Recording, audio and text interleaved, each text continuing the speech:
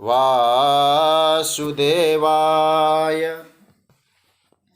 कृष्णाय वासुदेवाय हरये परमात्मने प्रणतः क्लेशनाशाय गोविन्दाय नमो नमः।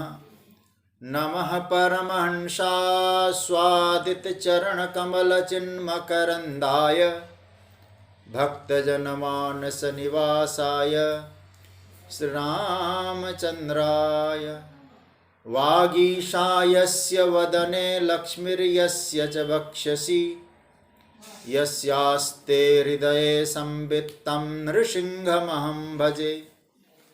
गुरुर्ब्रह्मा गुरुर्विष्णुर्गुरुर्देवो महेश्वरः गुरुसाक्षात् परब्रह्म तस्मै श्री गुरवे नमः। भगवत चरण कमलानुरागी सभी आत्मीय प्रिय प्रभु प्रेमीजन, स्वाध्याय परिवार से जुड़े हुए सभी जिज्ञासु प्रभु प्रेमीजन, आप सभी को मेरा प्रणाम। राधे राधे। जय श्री कृष्ण, जय माता जी।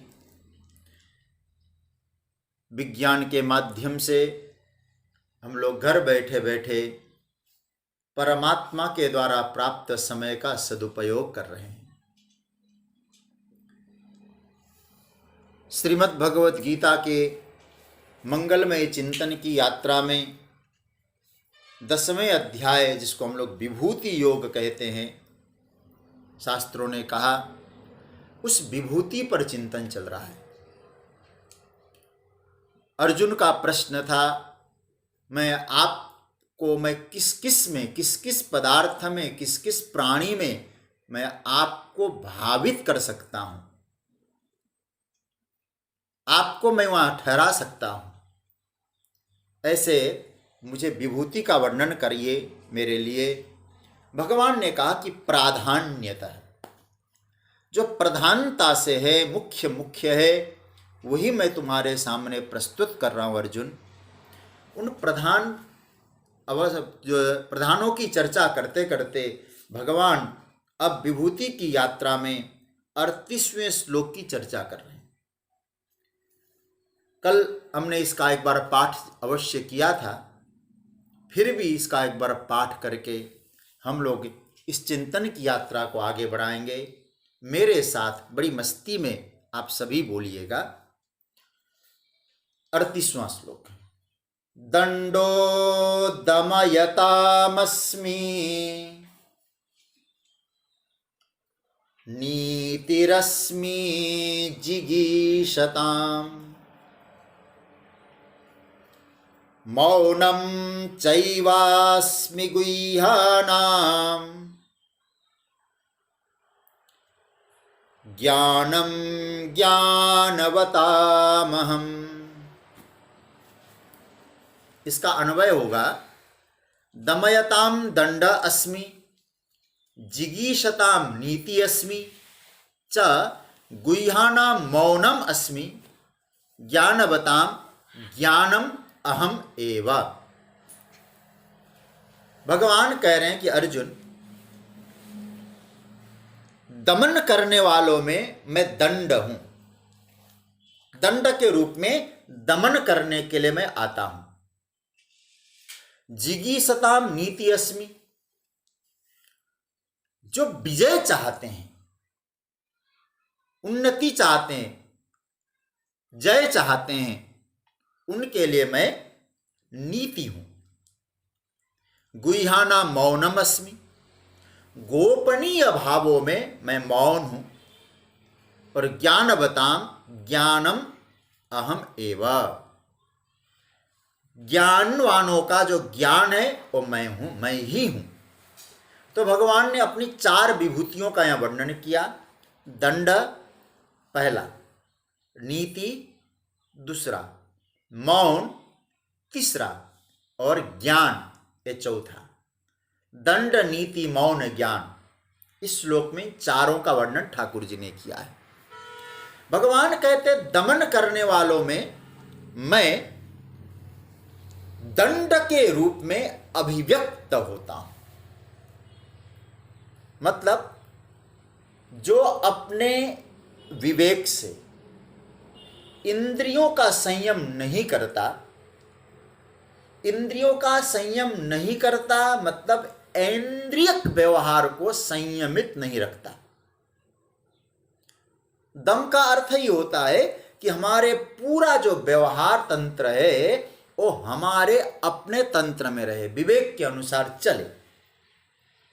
नहीं चलता, ठीक से काम नहीं करता, कर्तव्य को ठीक से पालन नहीं करता, भगवान कहते हैं ऐसा जो व्यक्ति है उसको हम लोग एक शब्द दे सकते हैं, असंयमी। याद रखिएगा, जब भी आप दम शब्द समझते हैं उसका अर्थ क्या होता है? इंद्रिय निग्रह। यह भाव बिल्कुल साफ रखिएगा कि व्यवहार का निग्रह करना ही संयम है।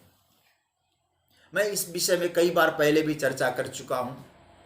दुनिया को मुट्ठी में करने के लिए हम लोग निकले हैं, लेकिन अपने आप से कुछ प्रश्न करना होगा, क्या हमारा व्यवहार हमारे नियंत्रण में है? इसमें और एक कदम जोड़िएगा। व्यवहार का संयम का मतलब क्या है? जैसे मैंने कहा इंद्रियों का संयम मतलब व्यवहार का संयम, व्यवहार का संयम मतलब कर्म का संयम। व्यवहार माने कर्म, अर्थात बार बार निषिद्ध क्षेत्र की ओर जाना, हमारे कर्तव्य कर्म की दिशा बार बार निषेध की ओर जाना, तो ये असंयम है। इसलिए भगवान आगे कहते हैं कि इनके लिए मैं दंड बनता हूं। अगर हम विहित क्षेत्र में रहते हैं, अपने परिधि के भीतर रहते हैं, अपने बाउंड्री के क्षेत्र में रहते हैं, तो हमारा जीवन दम साहित्य है। दम साहित्य का मतलब संयमी है। इसको थोड़ा उल्टा समझना। अब कोई ऐसी स्थिति है तो हमारा इंद्रिय व्यवहार ठीक है। इसको इस तरह से समझ लीजिएगा, आदमी को दंड की जरूरत कब पड़ती है? कभी आप चिंतन करें इस विषय में। आदमी को दंड की जरूरत तब पड़ती है कि जब व्यक्ति अदांत होता है। मुझे इस प्रसंग में यहाँ जो जगतगुरु शंकराचार्य ने इसमें अपने भाष्य में लिखा है कि दंडो दमयताम अस्मि। दमयताम इस शब्द का उन्होंने अर्थ किया अदांतानाम। बहुत बढ़िया, अदांतानाम दंडो अस्मि। अदांत इस शब्द बड़ा प्यारा है संस्कृत वाङ्मय में। यदि आप लोग इस शब्द को से अपरिचित है तो मैं आपको बता दूं, संस्कृत में एक शब्द आता है दांत, उसको विपरीत कर दो अदांत मतलब असंयम। श्रीमद् भागवत का एक बड़ा प्यारा सा भाव मुझे याद आ रहा है, आपके सामने प्रस्तुत कर रहा हूं। देवर्षि नारद अपने पूर्व जन्म का चरित्र जब वर्णन करते वेद व्यास जी के सामने, तो नारद जी एक बहुत सुंदर बात कहते हैं कि मेरे ऊपर महात्माओं ने कृपा की, मैं दासी पुत्र था। क्यों कृपा की? कहते ते मय्य पेता खिलचापलेर्भ के दांते। दांत शब्द संस्कृत वाङ्मय का जो हमारे वेदांत से भी परिचित है और संस्कृत का नॉलेज थोड़ा बहुत है वो जानते। दांत मतलब संयमी। नारद जी कहते हैं मैं बाल्यावस्था में भी बहुत संयमी था, इसलिए महात्माओं ने मेरे ऊपर अकारण करुणा कर दी, ये कहते हैं। तो इसका तात्पर्य क्या हुआ? भगवान कहते हैं कि गलत मार्ग पर चलने वालों को दमन करने के लिए जो शक्ति की आवश्यकता होती है, तो मैं वो शक्ति संबलित होकर आता हूं। उस समय मेरा अवतार होता है दंडावतार। भगवान दंड के रूप में अभिव्यक्त होते हैं। अच्छा, अब थोड़ा सा विचार, किसकी अपेक्षा से? तो थोड़ा शब्द कठिन लगेगा पकड़ना। अदांतों की अपेक्षा से। ये जगद्गुरु शंकराचार्य कहते। मतलब अब एक छोटी सी बात आपसे कहूं, भगवान का अवतार क्यों होता है? प्रभु का अवतार किसके लिए होता है? प्राय हम लोग यही सुनते हुए आए हैं, भगवान का अवतार होता है भक्तों के लिए, यही तो हम सुनते आए। सो केवल भगतन हित लागी। तो यहां भक्तों की अपेक्षा से भगवान का अवतार होता है। लेकिन शंकराचार्य भगवान एक बड़ा सुंदर सूत्र देते हैं, वह जैसे भक्तों की अपेक्षा से भगवान का प्रेममय अवतार होता है, वैसे अदांतों की अपेक्षा से भी भगवान का एक अवतार होता है। उस अवतार का नाम है दंड। जो असंयमी उद्धत होते हैं उनके लिए ठाकुर जी का अवतार होता है। प्रभु की विभूति होती है, उसका नाम है दंड। मतलब क्या है? अदांत शब्द को अच्छी तरह समझना है, जिसके लिए भगवान दंड बन के आते हैं।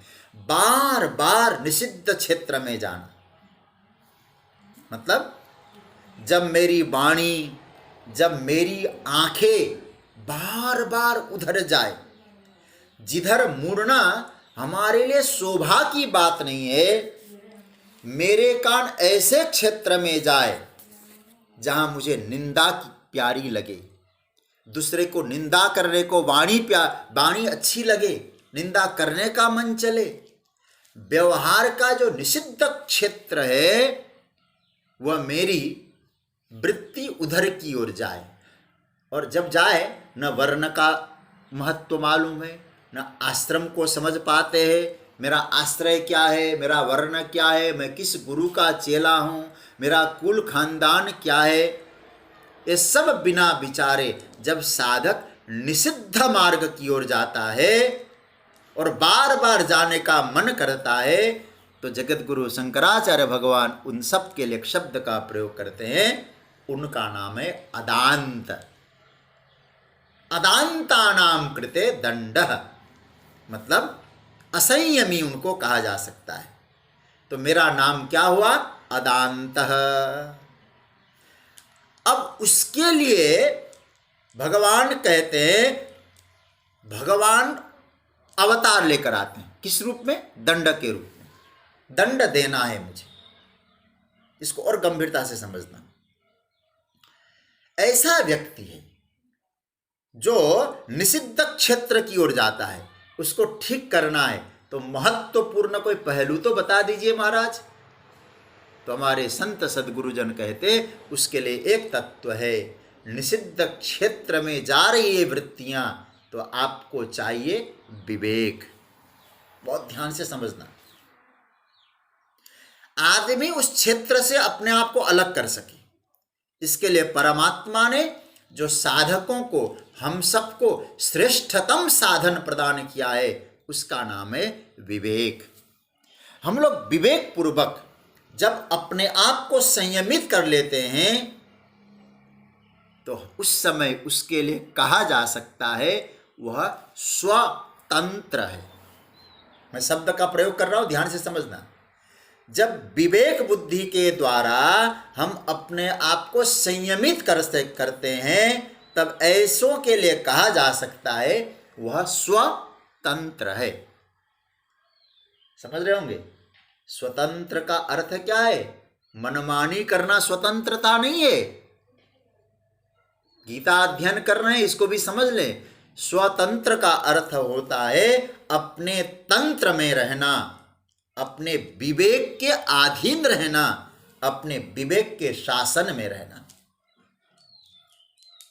देखिए, देखा ऐसा जाता है ना, प्रत्येक व्यक्ति किसी न किसी के शासन में रहता है।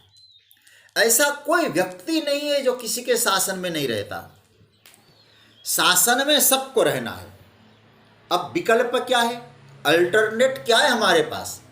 अल्टरनेट यह है, हम यदि अपने शासन में नहीं रह पाते तो निश्चित है दूसरे के शासन में रहना पड़ेगा। बहुत ध्यान से समझना। जैसे कहा जा सकता है ना, व्याकरण में एक प्रयोग आता है, पाणिनि जी ने कहा, देवदत्त पीनोयम देवदत्तः। पूज्य पांडे जी को जानते होंगे इस बात को।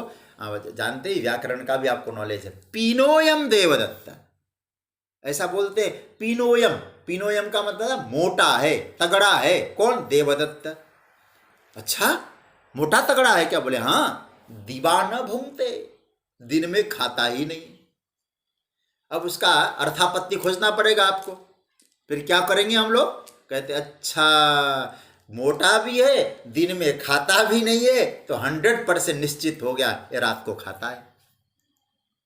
तो इसी तरह से हमारे यहां कहा गया, यदि आप अपने विवेक के शासन में नहीं है तो किसी न किसी के शासन में है, तो दूसरे के विवेक के शासन में। ये बारीकी पकड़ना थोड़ा सा। तो इसका अर्थ हुआ हम अपने शासन में, दूसरे के शासन में है। तो दूसरे के शासन में जब होते हैं तो हमें अनुशासन करने के लिए दूसरा बोलता है। यदि हम अपने शासन में है तो आपको शासन करने के लिए दूसरे को बोलने की आवश्यकता नहीं है। ऐसे साधक के लिए आज्ञाएं बहुत कम होती है। मैं बहुत गंभीरता से समझना इन सूत्रों को। यदि हम अपने विवेक के अनुसार चलते हैं तो हमारे ऊपर अनुशासन करने के लिए अधिक दूसरों की आज्ञाओं की आवश्यकता नहीं है, क्योंकि हम अपने विवेक से चल रहे हैं। देखिए, असल में जो हमारा आत्म विकास है ना, उस आत्म विकास का जो प्रमाण पत्र यह है कि व्यक्ति को आज्ञा की आवश्यकता न रहे। किसकी? बाहर की। मैं जो बोल रहा हूं, आप लोग बहुत विद्वान लोग हैं, पढ़े लिखे लोग हैं। यदि आत्म विकास की यात्रा में हम लोग जा रहे हैं, आत्म उन्नति की यात्रा में जा रहे हैं, तो उसके लिए बहुत बड़ा प्रमाण पत्र यदि आपके हाथ में है तो यह है, आपको किसी के आज्ञा की आवश्यकता न रहे। हम अपनी आज्ञा से सही राह पकड़ के जा रहे हैं। अब छोटा सा चिंतन करना, जब लड़का छोटा होता है ना, उसको आप कितनी आज्ञाएं देते हैं, लेकिन वो धीरे धीरे बड़ा होता जाता है। अब थोड़ा संभलने लग गया, क्या आप कहते बेटा उसके शॉर्ट के बटन ऐसा पहनना, स्कूल के टाई को ऐसे पहनना, क्योंकि वो समझ में आ गया उसको। पायजामा ऐसा पहनना, शॉर्ट ऐसे। आप नहीं कहेंगे उसको, और उसको ये भी नहीं कहेंगे बेटा नाक में उंगली मत डालना, उदास होके मत बैठना। ये सब क्या है? बोले ये है, आप बोलने की आवश्यकता नहीं, क्योंकि वो छोटा था तो आपको आज्ञा की आवश्यकता थी, क्योंकि उसका विवेक जागृत नहीं हुआ था, उस समय समझदारी नहीं थी। तो आज्ञाएं होती ही उनके लिए है जिसके पास अपना विवेक नहीं होता है। और याद रखना सज्जनों, वही थोड़ा बड़ा हो जाएगा। पहले यदि आप उसके लिए 100 आज्ञाएं देते थे, तो अब कितने हो गए? 70 हो गए। अब बड़ा हो गया तो आप 50 आज्ञाएं देंगे। जैसे जैसे बड़ा होता जाएगा, आपकी आज्ञाएं घटती जाएगी कि नहीं जाएगी? आप चिंतन करिएगा थोड़ा सा। बड़प्पन का चिन्ह क्या है? फिर महानता का चिन्ह क्या है? महानता का चिन्ह है अपने अनुशासन में। किसका? खुद के अनुशासन में आप नियंत्रित है तो आप बिल्कुल बड़प्पन में, महानता में। यदि असंयमी बने रहे तो आज्ञाएं देनी पड़ती है। और भगवान बहुत बार बार किसी तरह से हमें समझाते हैं, कई रूपों में समझाते हैं। रावण को विभीषण के रूप में हो, चाहे हनुमान जी के रूप में हो, समझाते हैं। आप जरा सोचिए, हनुमान जी ने कितने नीति का प्रयोग किया लंका में। मैं हनुमत चरित्र पर मुझे कई लोगों का सुझाव भी आया है कि कोरोना काल में हनुमान जी रक्षा करेंगे, हनुमत चरित्र का चिंतन हो जाए कुछ दिन के लिए। देखिए जैसा भी हो, लेकिन मैंने सोचा कि पहले ये 10वां अध्याय पूरा करें, फिर सोचेंगे, सबका सुझाव लेंगे। और हमारा जो 250 दिन 2 दिन के बाद पूरे होने वाले, तो उस दिन मेरे मन में आ रहा है कि आप सबका, उस दिन जितने लोग हैं आप सबका मैं सुझाव लूँगा। और सुझाव लेके कुछ दिन यदि गीता को रोक कर हनुमत चरित्र सुनना चाहते हैं तो भी चलेगा। किंतु जो मैं कहने जा रहा था कि हनुमान जी महाराज ने राम जी के माध्यम से कहें, रावण के लिए नीति का प्रयोग किया कि नहीं? हमारे लिए भी प्रभु करते हैं। पहला नीति क्या? साम। हनुमान जी ने समझाया। क्या समझाया? राम चरण पंकज उर धरहु, ये समझाना है। रावण राम जी के चरण कमलों को पकड़ ले। नहीं माना, दूसरी नीति का प्रयोग किया। लंका अचल राज तुम करहु, लंका का अचल राज करो, ये दाम नीति का प्रयोग किया। नहीं माना, तीसरी नीति का प्रयोग करना पड़ा कि नहीं हनुमान जी को? हालांकि चारों नीतियों का प्रयोग किया है, मैं उस विषय में बहुत विस्तार से मैं चर्चा कर सकता हूं। तीसरी नीति का दंड नीति का प्रयोग किया। बेटे को मारा, वाटिका उजाड़ दी, लंका जला दी। भगवान हमको भी सावधान करते हैं। ऐसे नहीं कह रहे कन्हैया कि दंडो दमयतामस्मि, भगवान को किसी को दंड बनने के लिए दंडावतार लेने का कोई शौक है क्या? जब हम लोग नहीं मान पाते अपने विवेक को, अपने विवेक के अनुशासन में नहीं रह पाते, तो प्रभु को भी विवेक होकर दंडावतार लेना पड़ता है। किसी माध्यम से समझाते हैं, कभी माता पिता के माध्यम से, कभी गुरुजनों के माध्यम से, कभी बड़ों के माध्यम से, और कभी कभी मैंने अनुभव किया है बच्चों के माध्यम से भी आपको कुछ न कुछ समझाते हैं, लेकिन नहीं समझ पाते। प्रभु कहते फिर उन्हीं में से किसी के माध्यम से दंडावतार बन जाते भगवान। पहले समझौता अवतार थे भगवान, कॉम्प्रोमाइज करा रहे थे, समझा रहे थे, लेकिन अब दंडावतार बन जाते हैं। तो भगवान एक कहना चाहते हैं कि भाई यदि असंयमी बने रहे तो भगवान को व्यवस्था कुछ बनानी पड़ेगी ही पड़ेगी। जैसे बेटा नहीं मानता बात को, बार बार समझाने के बावजूद, तो पिता को व्यवस्था करनी पड़ेगी कि नहीं? इसी तरह से भगवान कहते मुझे शौक नहीं दंड बनने का, लेकिन क्या करूं? दंडो दमयतामस्मि। जो असंयमी है उनको ठीक रास्ते पे लाने के लिए मैं दंड बनता हूं। दंड मेरी विभूति है। याद रखना सज्जनों, हम चाहे या न चाहे, परमात्मा अदांतों की अपेक्षा से उपहित होकर, देखो हमारे आचार्यों का चिंतन, परमात्मा अदांतों की अपेक्षा से उपहित होकर किस रूप में प्रकट होते हैं? भगवान के दंडो दमयतामस्मि, दंड के रूप में प्रकट होते हैं। इसलिए सज्जनों, केवल इतना ही कह दूं आपसे, केवल कृष्णावतार मत समझ लेना भगवान का, दंडावतार भी होता है प्रभु का। बलि के दृष्टिकोण से मैं आपसे एक बात कहूं। आज मैं भागवत जी का एक प्रसंग देख रहा था, उसमें मैंने देखा कि बलि ने सब कुछ अच्छा किया, इतना बड़ा यज्ञ किया, भगवान की आराधना की, भगवान को जाना पड़ा, लेकिन एक चीज उसमें मुझे समझ में आया कि श्रीमद् भागवत में ऐसा लिखा है, और सुखदेव जी कहते हैं बलि ने कहा लोकानाम एकम ईश्वरम, संपूर्ण लोकों का एकमात्र स्वामी मैं हूं। इसलिए चाहे मैं देवताओं को त्रास दूं, चाहे उनका राज्य छीनूं, ये मेरे लिए कोई दिक्कत नहीं है। मुझे लगता है ये अदांत है, तो उसको दंड भगवान, हालांकि दूसरे रूप में कहेंगे तो एक कृपा भी है, लेकिन हम ये कह सकते हैं बलि को नियंत्रित करने के लिए भगवान वामन बन के आए। इसलिए वहां आया है छत्रम सदंडम, दंड लेके, और हालांकि वो डंडा दूसरा रूप में, लेकिन मुझे लगता है जब भी साधक अदांत होता है, असंयमी होता है, परमात्मा किसी न किसी रूप में व्यवस्था करते हैं। इसलिए केवल कृष्णावतार मत समझ लेना। मुझे एक लंका कांड का श्लोक जो मंगलाचरण है ना, उसमें बहुत सुंदर एक भाव आया है। शंकर भगवान की स्तुति करते हुए गोस्वामी तुलसीदास जी बहुत सुंदर भाव देते हैं। कहते हैं यहाँ भगवान खलानाम, ये तीसरा श्लोक है, यो ददाति सताम शंभु कैवल्यम अपि दुर्लभम।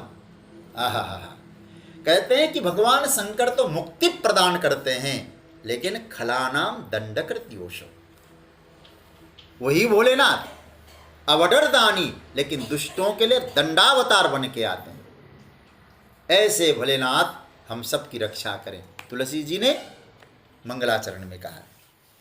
तो सज्जनों में एक कह रहा था भगवान स्वयं दंड बन जाते हैं। तो भगवान श्री कृष्ण के लिए, भगवान श्री कृष्ण हमारे लिए करुणावतार होते हैं, यशोदा के लिए वात्सल्य अवतार होते हैं, वात्सल्य मूर्ति है। लेकिन कंस के लिए भगवान किस रूप, क्या मूर्ति है? दंड मूर्ति है कि नहीं? आप जरा सोचिएगा। भगवान प्रहलाद जी के लिए वात्सल्य मूर्ति है, नृसिंह भगवान के लिए दंड मूर्ति है, एक रूप है। इसलिए आप थोड़ा सा मैं एक निवेदन करूंगा, जब प्रहलाद जी स्तुति करते हैं, विकराल जब नृसिंह भगवान का स्वरूप होता है ना, मैं तो नृसिंह भगवान के प्रति तो मैं समर्पित रहता हूँ, मैं तो उनको अपना इष्ट की तरह स्वीकारता हूँ। और मैं आपको कहूँ वहाँ क्या कहते हैं नृसिंह भगवान, नृसिंह भगवान का स्वरूप देखकर प्रहलाद जी क्या कहते हैं? महाराज मुझे आपके इस स्वरूप से डर लग ही नहीं रहा है, त्रस्तोस्म्य हम कृपण वत्सल दुष्ट, आपका जो भयानक रूप है ना, मुझे तो वात्सल्य में मेरे लिए करुणा करने पधार। और वही रूप हिरण्यकशिपु के लिए विकराल था। तो क्यों? प्रहलाद जी के लिए वही रूप अनुग्रह रूप था, और हिरण्यकशिपु के लिए वही रूप दंड रूप था। इसलिए भगवान ने क्या कहा? प्रहलाद के लिए दंड रूप में नहीं आया हूं मैं, हिरण्यकशिपु के लिए दंड रूप में आया हूं। दंडो दमयतामस्मि, क्योंकि अदांत था ना, वो असंयमी था, उनके लिए मुझे नृसिंह बन के आना पड़ा। इसलिए याद रखिएगा, जितने भी जो असुर होते हैं ना, चाहे अघासुर हो, बकासुर हो, जितने ये असुरे हैं असुरे सारे बेसुरे हैं, जीवन के संगीत के ताल को सब बेसुरा करके छोड़ देते हैं ऐसे। और याद रखना, मुझे तो लगता है यदि हम जीवन के संगीत को बेसुरा बना देते हैं तो हम भी बेसुरे असुर हैं। तो क्या हुआ? तो उनके लिए भगवान दंड बन के आते हैं। ये केवल द्वापर में अवतार लेकर के प्रभु नहीं आए हैं, भगवान हम सबके जीवन में अलग अलग रूपों में प्रकट होते हैं, बस दंड रूप में ना आए, क्योंकि ये दंड रूप में आएंगे हमारे व्यवहार को देखकर। पर ध्यान देना, परिस्थिति कभी कभी ठाकुर दंड रूप में आते हैं ना, परिस्थिति इस तरह से समायोजित होने लगती है कि देख के बड़ा मजा आता है। उनकी लीला को जरा अनुभव करिएगा, पता चला हमारे कर्म ठीक ठाक हो रहे हैं, आनंद की यात्रा चल रही है, आदमी सही क्षेत्र की में आगे बढ़ रहा है, विहित कार्य कर रहा है, परिस्थिति में आनंद का अनुभव कर रहा है, और इस प्रकार की स्थिति उसके जीवन में बन जाती है, सब कुछ अनुकूल होता है। आपने अनुभव किया होगा इसको। और कभी कभी हम लोग बार बार निषिद्ध क्षेत्र में जाते हैं, कुछ देर के लिए भगवान कहते हैं ले ले, कुछ देर के लिए मौज ले ले, अवकाश दे देते हैं, छुट्टी दे देते हैं। छुट्टी क्यों दे देते हैं?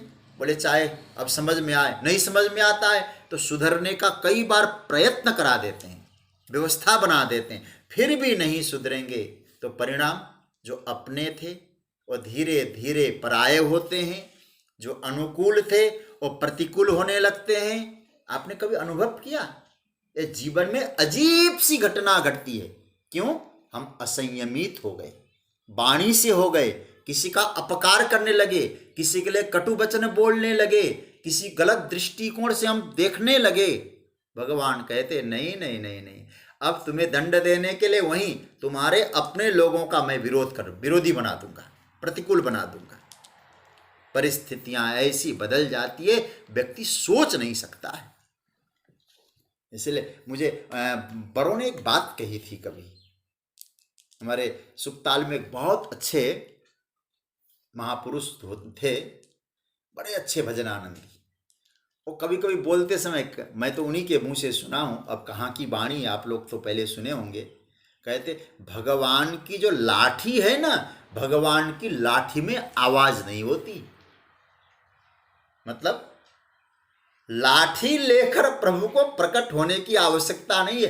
कब किसके ऊपर लाठी बजा दें, आवाज ही नहीं आती, बस टन हो जाता है। ठाकुर जी सुन लेते होंगे, बाकी कोई सुन नहीं पाता। मुझे एक श्लोक याद आ रहा है विदुर नीति का। विदुर नीति में विदुर जी स्वयं इस बात को कहते हैं कि परमात्मा हम सब की रक्षा कैसे करना चाहते हैं। बड़ा सुंदर श्लोक है। न देवा दंडमादाय रक्षन्ति पशुपालवत यम ही रक्षितुमिच्छन्ति बुद्ध्या संयोजयन्ति तम। बड़ा प्यारा श्लोक है। क्या कहते हैं? न देवा, देवता लोग आपको अनुशासित करने के लिए कोई सामने दंड लेके प्रकट नहीं होते। आपको अपनी रक्षा करनी है तो भगवान ने आपको क्या दिया है? विवेक दिया है। और उस विवेक के द्वारा भी आप रक्षित नहीं हो पाते, असंयमित हो जाते हैं, तो भगवान उसको ठीक रास्ते पर लाने के लिए कुछ न कुछ व्यवस्था बनाते हैं। उस व्यवस्था में एक व्यवस्था है दंड नीति। ये ठाकुर जी का बनाया हुआ है। इसलिए भगवान को छाती ठोक के कहना पड़ता है, अर्जुन प्रेमियों के लिए मैं प्रेमावतार हूं, तो असंयमियों के लिए मैं दंडावतार भी हूं। अगर अनुकूलता बनने लग जाए तो कभी कभी आपने अनुभव किया होगा, भगवान प्रेमावतार हो जाते हैं। आपके जीवन में संयम होने लगे, अनुकूलता बनने लग जाए, जो आपके विरोधी थे वो मुस्कुराते हुए दिखाई देंगे, फिर आपको अच्छी अनुभूति होने लग जाएंगी। ये सब क्या है? ये सब परमात्मा की व्यवस्था है।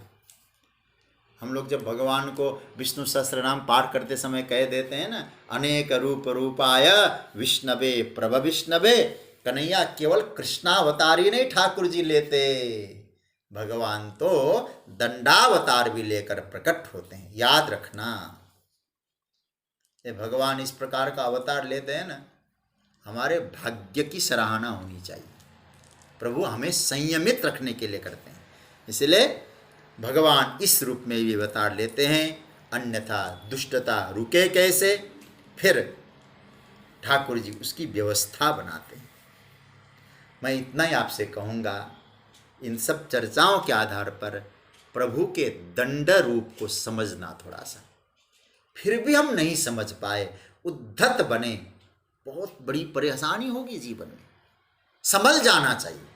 मैं एक छोटा सा उदाहरण से आपको सावधान करूंगा, और हम रोज जीवन में इसका अनुभव करते हैं। और मुझे ये लगता है, हालांकि ठाकुर जी सब पर कृपा करें, सब स्वस्थ हों। आप जरा सोचिए, वर्तमान में जो परिस्थितियां आई है ना, हमें सावधान करने के लिए आई। क्या स्थिति हो रही थी सोचिए आप जरा। कोई व्यक्ति इतना अपने परिवार से अलग होता गया, परिवार से किसी को कोई मतलब नहीं है। अब आप देखते जाएं, असंयम कितना होता गया, किसी का कोई वचन सहन नहीं हो रहा है। कभी किसी की क्या स्थिति हो रही है, घर का भोजन अच्छा नहीं लगता है, बाहर के कबाड़े को पेट में डाला जा रहा है, इतने असंयमित। तो भगवान को एक डंडा थोड़ा सा करना पड़ा।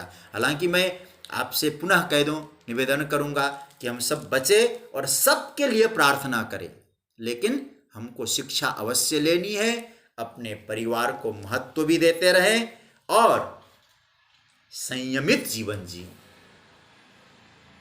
यह आवश्यक है। भगवान, एक मैं छोटा सा उदाहरण आपको प्रस्तुत, मुझे बहुत प्रभावित करता है संभल जाने के लिए। कैसे? श्रीमद् भागवत में कथा आती है, जब भगवान ने करवट बदला और 27 दिन के ठाकुर जी हो गए। कहते हैं भगवान का प्राकट्य हुआ था रोहिणी नक्षत्र में। रोहिणी नक्षत्र में जब प्रभु प्रकट हुए तो 27 नक्षत्र का मतलब क्या हुआ? रोहिणी नक्षत्र का आगमन हो गया। उस रोहिणी नक्षत्र में मैया यशोदा के मन में आया कन्हैया का प्राकट्य उत्सव है, जन्म नक्षत्र है, क्योंकि इसका उत्सव तो अचानक मनाया गया, तो आज हम योजनाबद्ध तरीके से उत्सव मना लें। योजनाबद्ध तरीके से कैसे करें? बोले कल रोहिणी नक्षत्र है, तो आज कन्हैया ने करवट बदला है, तो सारे ब्रजवासियों को हम निमंत्रित करते हैं जिससे कि उत्सव का आनंद हो। सब ब्रजवासियों को निमंत्रण दिया। सारे ब्रजवासियों के मन में आया कन्हैया के लिए उत्सव मनाया जा रहा है, एक काम करते हैं। क्या काम करें? चलो अब हम कुछ भेंट लेके जाएं, कुछ पूजा लेके जाएं। सब भेंट लेके आए और भगवान पल्ले में सो रहे हैं। मैया यशोदा ने कन्हैया को सुला दिया और मैया के मन में भाव है कन्हैया सो गया, अब आने वालों की खातिरदारी करूं। ध्यान से समझिएगा, खातिरदारी करूं, तो खातिरदारी करने लगी, स्वागत करने लगी, आइए आइए आइए। और गोपियां इतनी सारे वस्तुएं भेंट लेके आ रही है। कई दिनों से, जब कन्हैया का जन्म नक्षत्र होगा तब हम भेंट लेके जाएंगे। और आपको कहूं, भेंट इतने हो गए, हमारे महापुरुष लोग बहुत सुंदर वर्णन करते हैं, घर में रखने के लिए जगह नहीं बची। इतना सामान, इतने पदार्थ, इतने उपहार आए। मैया के मन में आया, अरे अब वो भेंटों को संभालने लग गई, कुछ इधर करना कुछ इधर करना। कभी आपने देखा हो ना, शादी ब्याह में, पार्टियों में जब आता है ना, देते हैं तो हम भी ऐसे करते हैं ना, अरे यहाँ तो थोड़ा जगह, इसको इधर करो, अलमारी खाली करो। तो मैया भी ऐसा ही करने लग गई। अब ये स्थिति हो गई, नंद भवन भर गया। अब देखिए, ये तो हमें समझना है, हमारे लिए शिक्षा है। तो भगवान का जो पलना है जहाँ रखा था, मैया ने सोचा एक काम करते हैं। बोले क्या? कन्हैया का पलना भी यदि यहाँ से उठकर बाहर निकल जाए तो पलने की जगह में भी भेंट रखने की योजना बन जाएगी। अब आप आश्चर्य करेंगे, प्रभु के उस पल्ले को उठा लिया गया और वहां भी सामान भर दिया। अब भगवान को कहाँ रखें चिंतन हुआ। एक काम करते हैं, वो जो बाहर जो छकड़ा है ना, बैलगाड़ी, उस छकड़े के नीचे कन्हैया का पलना रखा जाए। सुनते जाइए आप। अब क्या हुआ? प्रभु के उस पल्ले को उठाकर पहुंचा दिया कहाँ? छकड़े के नीचे। छकड़ा मतलब बैलगाड़ी। अब आगे और देखते जाइए, भगवान तो बैलगाड़ी के नीचे। प्रभु मन मन में सोच रहे होंगे, वारी मैया, उत्सव तो मेरे लिए मनाया जा रहा है, मेरे जन्म नक्षत्र का उत्सव है, तुम भेंट संभालने में लग गई और जिसके कारण उत्सव है उसी को भूलकर उसको बाहर कर दिया गया। तो भगवान मन में सोचने लगे, अदांत तो न बनो, नहीं तो फिर दंड रूप दिखाना पड़ेगा मुझे, कृपा कठोर करनी पड़ेगी मुझे। अब परिणाम क्या हुआ? अब भेंट ऐसी स्थिति हो गई, उस छकड़े के ऊपर भी वस्तु रख दिया। आश्चर्य होता है ठाकुर जी की लीला, जरा देखिए। घर भर गया, आंगन भर गया। अब वो जो बैलगाड़ी है ना, बैलगाड़ी के ऊपर भी जो दूध, दही, घी, छाछ जो भेंट के रूप में लाए थी गोपियां, ऊपर रख दी। भगवान ने मन मन में सोचा, वारी मैया, मेरे लिए उत्सव मनाया जा रहा है, मेरे कारण सब भेंट आ रहा है, लेकिन मुझे कर दिया गया बाहर। बुरा नहीं मानना सज्जनों, क्या हकीकत में हमारा जीवन ऐसा नहीं है क्या? हमें जो कुछ प्राप्त हो रहा है किसके कारण मिल रहा है? हमारे पुरुषार्थ से मिलता तो हमसे पुरुषार्थ करने वाले बहुत ज्यादा है, उतना उनको नहीं मिला। हमको प्राप्त हो रहा है तो याद रखिएगा, हमारी योग्यता का उसमें इतना मूल्य नहीं है जितना ठाकुर की कृपा का मूल्य है। लेकिन हम लोग क्या करें? इतने असंयमी हो जाएं कि हम ठाकुर जी के दिए हुए उस प्रसाद को ठाकुर जी का प्रसाद न समझकर, अपनी योग्यता समझकर परमात्मा को भूल जाएं। और परिणाम, वस्तुओं को महत्व दें। वस्तु जिनकी कृपा से आई प्राप्त है उसको महत्व न दें। सीधी सी बात कहूं, रस को महत्व दें, रसेश्वर गौण हो जाएं जीवन में, तो परिणाम क्या होगा? तो आप जानते हैं, उसी बैलगाड़ी के ऊपर सकटासुर नाम का असुर आता, दैत्य आता है, सकटासुर। तो प्रभु को लगा जब ऐसा जीवन आपका होगा, कैसा? बोले जिसकी कृपा से मिला है उस परम तत्व परमात्मा को भूल जाओगे तो आपके जीवन में भी संकट नाम का असुर आ जाएगा। यही सकटासुर, वो क्या है? प्रभु का दंडावतार है, किसी रूप में आते हो। तो पर भगवान ने फिर क्या काम किया? धीरे से छोटी छोटी कोमल कोमल उंगली हैं। अरे ठाकुर जी अब 27 दिन के ही हुए हैं, छोटी छोटी उंगली, उन उंगलियों को यूं किया, उन चरणों को प्रभु ने यूं किया, धीरे से उस भगवान के चरण छकड़े पर लगे और सकटम विपर्यगात, भागवत का शब्द है। वो सकट और छकड़ा छिन्न भिन्न हो गया, उलट गया, और सकट उलट गया तो ऊपर रखे हुए जितने भी मटके थे सब फूट गए, फूट गए। आवाज आई तो मैया दौड़ी और कन्हैया को संभाला। तो मैया को समझ में आया, अरे कन्हैया के लिए उत्सव मनाया जा रहा है, लेकिन कन्हैया को बाहर कर दिया गया। सज्जनों, मैं केवल इतना कहना चाह रहा हूं, प्रभु का दिया हुआ है, उनका विस्मरण करके हम संसार की ओर भागें तो कभी न कभी दंडावतार के रूप में आएगा। मैं केवल इतना कहना चाह रहा हूं, प्रभु का दिया हुआ है, जीवन को संयमित रखकर महत्व रसों को, रस आवश्यक है, लेकिन ये रस रसेश्वर की कृपा से।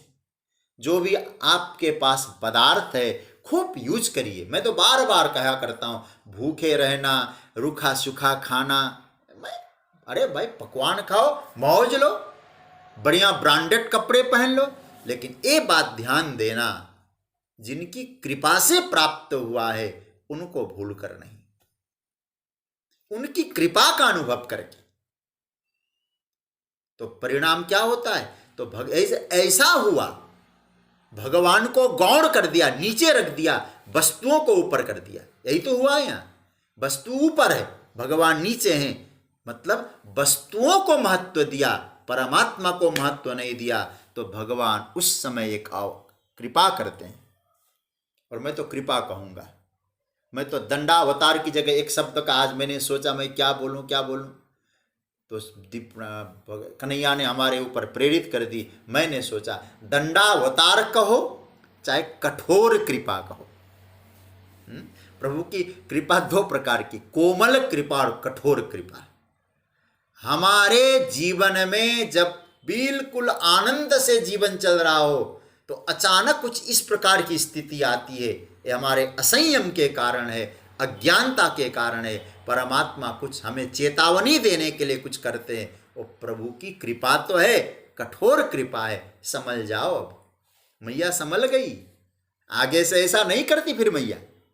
कन्हैया को उठाया, कन्हैया पर बलिहारी हो जाती है। मेरा कहने का तात्पर्य है, भगवान दंडावतार के रूप में आते हैं, लेकिन प्रभु के दंडावतार को समझने की कोशिश करिएगा। किसी भी रूप में आ सकते हैं, बस जीवन में असंयम न हो। जैसे कर्म के संदर्भ में इतना ही कहूंगा, कोमल कृपा चाहिए, कठोर कृपा नहीं चाहिए। तो जीवन में अदांत न बनो, अदांत न हो, दांत हो, असंयम न हो, संयम हो। जैसे कहा जाए, कर्म के रेफरेंस में, कर्म के संदर्भ में भगवान कौन है? मैं बार बार गीता के आधार पे कह चुका हूं, आप सबको मालूम है, धाता है। धाता हम विश्वतो मुख, पहले भी हम बोल चुके हैं उसमें। कविम पुराणा मनुशासितारा मनोरणीयांश मनुस्मरेद्य सर्वस्य धाता। धाता शब्द का मैंने चिंतन किया था। धाता मतलब कर्म फल विभक्तारम धातारम, कर्म के फल को विभक्त करके, विभाग करके देने वाला। तो कर्म के दृष्टिकोण से भगवान कौन हुए? कर्म फलदाता हुए। उसी तरह से असंयमी लोगों के दृष्टिकोण से, असंयमी लोगों के संदर्भ से भगवान कौन होते हैं? भगवान दंड होते हैं। फिर भगवान क्या करते हैं भाई? ऐसा करके जितने भी अदांत लोग हैं ना, जितने भी असंयमी लोग हैं, फिर कह दूं, उनके सर पे भगवान टन टन टन टन डंडा ठोकते हैं। लेकिन वो टन टन की आवाज़ सुनने की कोशिश करनी चाहिए। जो नहीं सुन पाता, फिर भगवान कहते अब तो फिर गड़बड़ी है मामला। तो दंड बन के भगवान प्रकट होते हैं। भगवान का दंड वाला रूप बड़ा सुंदर रूप है। दुनिया अनाथ नहीं है सज्जनों, परमात्मा किसी न किसी रूप में अवतरित होके हमें संभालते हैं। कभी कोमल कृपा बन के भक्तों के लिए आते हैं, कभी कठोर कृपा हो लेकर दंड बन के आते हैं। इसका सीधा सा अर्थ मैं कह सकता हूँ, प्रभु की विभूति अनंत है, तो हम उनके होने के कारण कभी अनाथ नहीं है। किसी भी रूप में अपना वैभव प्रकट कर रहा है। किंतु मैं केवल इतना आपसे निवेदन करूंगा, प्रभु के दंड रूप को समझ लें, फिर हम सही रास्ते पे जाएं। ये सूत्र है। तो भगवान कहते हैं दंडो दमयतामस्मि। थोड़ी लंबी व्याख्या हो गई। नीतिरश्मि जिगीषताम्। ये बड़ा प्यारा मंत्र है, नीतिरश्मि। भगवान कहते हैं कि अर्जुन मेरा परिचय सुनो। अब क्या गजब का परिचय दे रहा हमारा कन्हैया। जरा सोचिएगा, उस दृश्य को याद करिएगा। युद्ध का मैदान हो, एक हाथ में चाबुक लिया हो, एक हाथ में घोड़े की लगाम, एक हाथ में चाबुक, गीता जैसा ज्ञान देते हुए बोलता है मेरा प्यारा कन्हैया, अरे अर्जुन मैं नीति हूं। किसके लिए नीति है? जिगीषताम्। यह शब्द बहुत प्यारा है सज्जन। जिगीषताम् शब्द संस्कृत में इतना सुंदर है, जेतुम इच्छताम इति जिगीषताम्। इसका अर्थ होता है जो जीतने की इच्छा रखता है, जो जीतना चाहता है, उनके लिए भगवान नीति हैं। मतलब क्या है? अगर आप वास्तव में जीतना चाहते हैं, विजयी होने की आपको हार्दिक इच्छा है, तो आपको क्या करना होगा? विजयी होने के लिए जितने शर्त हमारे शास्त्रों ने बताए हैं, उन सभी शर्त आप पूरी करें। आप शौर्यवान बने, आप धैर्यवान बने, आप बलवान बने, सत्यवान बने, तो आपको विजय अवश्य प्राप्त होगी। परिणाम क्या होगा? भगवान फिर कहेंगे विभीषण वाला रथ लाके देंगे हमको। ये नियम होने चाहिए। मैं उसकी चर्चा करता हूँ। शौर्य होना, कर चुका हूँ, शौर्य होना चाहिए, धैर्य होना चाहिए। ईश भजन सारथी सुजाना। मैंने आप जिन लोगों को मैंने संकेत में कहा था, आप लोगों ने लंका कांड देखा होगा, धर्मरथ का वर्णन है। तो इसका अर्थ क्या हुआ? सौरज धीरज तेहि रथ चाका। मतलब भगवान कहेंगे तुमने सारे जितने भी रथ के रूप हैं वो पूरे कर लिए हैं ना, अब चिंता न करो, फल मैं बताता हूं। अब लंका कांड को देख लीजिए, 80 नंबर का दोहा, भगवान फल बता रहे हैं। यदि ऐसा जीवन है तो आपको क्या मिलेगा, आप इसको पकड़ लेना थोड़ा सा। लंका कांड में भगवान कहते हैं महाअजय संसार रिपु जीति सकई सो वीर जाके असरथ हो ही दृढ़ सुनहु सखा मति धीर। 80 का दोहा नंबर लंका कांड। क्या कहते हैं? जो ऊपर बताए गए शौर्य, धैर्य, सत्य, मतलब शौर्य और धैर्य दो रथ के पहिए हों, सत्य और शील ध्वजा पताका हों, इस प्रकार से जो जितने आपको चाहिए वो सब यदि पूर्ति हैं, शर्तें पूरे कर रहे हैं। ऐसे आप लोग सुनते हैं ना, कोई विज्ञापन आता है ना, बोले ये जो है फलाना वस्तु आपको इतने में मिल रहा है, आप इंश्योरेंस करो, इतने पैसों का इतना पैसा हो जाएगा। आप रोज सुनते होंगे, लेकिन बाद में बहुत धीरे से बोल देते हैं, शर्तें लागू, वो समझ में भी नहीं आएगा, लोग वो सुन भी नहीं पाएगा। अरे बड़े बड़े बहुत अच्छा अच्छा हो गया, आनंद आ गया, लेकिन वो लास्ट में कहते शर्तें लागू। भगवान भी यही कहना चाहते हैं, मैं सब कुछ करा दूंगा लेकिन शर्तें लागू है। क्या शर्तें लागू है? तुम विजय होना चाहते हो? बोले हाँ, तो नीति पूर्वक चलो। शर्त है नीति रश्मि जिगीषताम्, लक्ष्य क्या है? विजय। शर्त क्या है? नीति। भगवान क्या है? बोले मैं तो नीति हूं, यदि तुम विजय चाहते हो नीति से चलो। इसको यूं समझ लीजिएगा, देखिए नीति मतलब क्या है? आप जिस रथ का वर्णन शायद कल परसों जब मैंने किया, वो रथ आपके जीवन में आए, रथ में जितने भी स्वरूप है वो आपके जीवन में आए, तो क्या होगा? उसकी फलश्रुति ये हो जाएगी। जीतने की इच्छा में यदि आप दृढ़ संकल्पवान हैं, आपके हृदय में जीतने की इच्छा है, तो आपके जीवन में सारे सद्गुण एकत्रित करना पड़ेगा। तभी भगवान ऊपर से देखेंगे, उनको लगेगा ये जो साधक है ना, जीतना चाहता है। जीतना मतलब परिस्थितियों पर विजय पाना चाहता है। इसका मतलब क्या हुआ?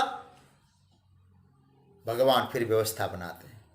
केवल बोलते रहे मैं जीतना चाहता हूं, मैं जीतना चाहता हूं, मेरी जीतने की इच्छा है, केवल बोले, लेकिन जीतने के लिए जो सद्गुण आपके जीवन में आने चाहिए वो सद्गुण नहीं आते हैं, तो आपको विजय कैसे सिद्ध हो पाएगा? ध्यान देना सज्जनों, सफलता किसके अनुसार चलता है? नीति के अनुसार सफलता। वो ठाकुर जी कहते हैं नीति रश्मि जिगीषताम्। भगवान जो भी सद्गुण है उन सारे सद्गुणों के साथ विजय श्री का रूप धारण करते हैं, तब क्या होगा? भगवान का नाम नीति, नीति रश्मि जिगीषताम्। देखिए,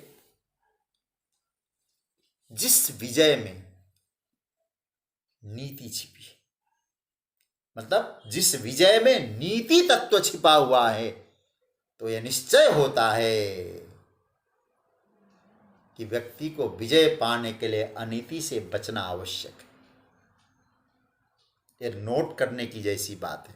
मतलब यदि आपको निश्चय है कि मुझे विजय चाहिए, तो श्री कृष्ण का एक सूत्र है, मैं तो नीति हूं, तुम चाहते हो विजय, तो तुम्हारा पहला शर्त है अनीति से दूर हट जाओ। कभी कभी लगता है जो नीति को नहीं समझता है उसको पहले क्या लगता है? शॉर्टकट रास्ता बहुत अच्छा है, एक काम करते हैं शॉर्टकट रास्ते से कमा लेंगे। मतलब कुछ चतुराई दिखा दे, मैं जीत जाऊंगा। अरे कुछ साजिश रच ले तो हो जाएगा काम, टेढ़ा मेढ़ा चलूं तो जीत जाऊंगा, ऐसा उसको शुरू में भले ही लगता हो। लेकिन यदि आप वास्तव में विजय पाना चाहते, नीतिपूर्वक विजय पाना चाहते हैं, तो भगवान कहते हैं ऐसा जो विजय पाने की इच्छा वाला जो साधक है, उसके भीतर एक चीज आनी चाहिए कि मेरे जीवन में कोई अनीति के अंकुर तो नहीं आ रहे। मुझे चाहे कैसी भी अवस्था में हो, अनीति का पक्ष नहीं लेना है, क्योंकि वो समझ लेगा जीतेगा कौन? जो सत्य के अनुसार चलेगा। सत्यमेव जयते। मतलब, और बार बार मैं कहा करता हूं, नीति पे चलने वाला, सत्य के मार्ग पे चलने वाला साधक परेशान भले ही हो जाता हो, याद रखना कभी पराजित नहीं होता है, क्योंकि कृष्ण वचन दे रहे हैं नीति रश्मि जिगीषताम्। तुम यदि विजय चाहते हो, नीति पे चलो, मैं तुम्हारे सामने आ जाऊंगा। क्योंकि नीति कौन आएगा? नीति तो परमात्मा स्वयं आएगी। इसलिए फिर उसका अनुभव ये बताएगा, नहीं, जो मैंने गलत पॉलिसी पहले अपनाई थी उसकी वजह से हमको हार मिली। ऐसा होता है। मुझे एक व्यक्ति मिले हैं, बहुत अच्छे व्यापारी हैं, मैं उनका नाम नहीं लूँगा यहाँ, मुझे बड़े प्रेमी हैं। तो उन्होंने एक बार हमसे कहा था कि मुझे समझ में आया, कभी कभी हमारे जीवन में कुछ जो है प्रतिकूल परिस्थितियाँ आती है, हार मिलती है, तो हमको लगता है महाराज हमारी नीति में कहीं गड़बड़ थी, हमारी योजना में कहीं गड़बड़ थी। इसलिए तब से मैं किसी को दोष देता नहीं, तो मुझे भी लगा कि वो सब मेरी वजह से हो रही थी। मुझे उनकी बात बहुत अच्छी लगी। गोस्वामी जी तो स्पष्ट कहते, राजनीति बिनु, बिना नीति के राजनीति, बिना नीति के चले। इसलिए राज्य बिना नीति के कैसे चले, व्यक्ति बिना नीति के कैसे जीत हासिल करे। ध्यान देना, एक सूत्र याद रखिएगा, इस सूत्र को पकड़ के रखना, नीति ही आत्म विकास का आधार है। इसलिए आज इस प्रसंग को विराम देते समय मैं आपके सामने 3 सूत्र रखूंगा। संभव हो सके तो पहले कभी शायद कहा हो तो अलग बात, लेकिन आप नोट कर लीजिएगा। 3 आज सूत्र, नीति, रीति और प्रीति। मैं फिर दोहरा रहा हूं, नीति, रीति और प्रीति, ये 3 सूत्र है। हमारी औरंगाबाद से नीति दीदी भी बैठी हैं तो नीति, रीति और प्रीति कैसे करना है, ये 3 को कैसे घटाना। देखिए, मैं तो ये कहूंगा, जीतना कमाना, दोनों चीजें इसमें जोड़ता हूं मैं, कमाना और जीतना। जीतना मतलब हराना भी कह सकते हो, हराना और कमाना ये नीति से हो, जीतना और कमाना ये नीति से, रहना ये रीति से। रीति से रहिए, जहां हम रहते हैं ना वहां की रीति क्या है। अब मैं तो अनुभव करता हूं इस बात को, मुझे तो अभी तो कोरोना की कृपा है, इसलिए बच्चों के पास अपने परिवार में रह रहा हूं, नहीं तो हर 7 दिन में एक घर बदलो, दूसरे के यहाँ जाओ। और मैंने तो ये समझ लिया, जहाँ की जैसी रीति है, कुछ अपना जो अपना अपनत्व है उसको निभाते हुए, अपनी साधना को करते हुए वहाँ के अनुसार रहें। अलग अलग जगह का भोजन, अलग अलग जगह की व्यवस्था, सबको स्वीकारना पड़ता है। इसलिए आप जहाँ रहते हैं आप रीति से रहिए। तो पहली बात क्या होगी, आप जीतिए, आप कमाइए, नीति से कमाइए, आप रहिए, रीति से रहिए। और तीसरा एक काम जरूर करना, कमाना जरूरी है, रहना जरूरी है, भजना भी जरूरी है, प्रभु का भजिए प्रीति से। तो 3 सूत्र मैंने आपको बताया, इसका मनन करना, जीतिए, कमाइए नीति से, रहिए रीति से।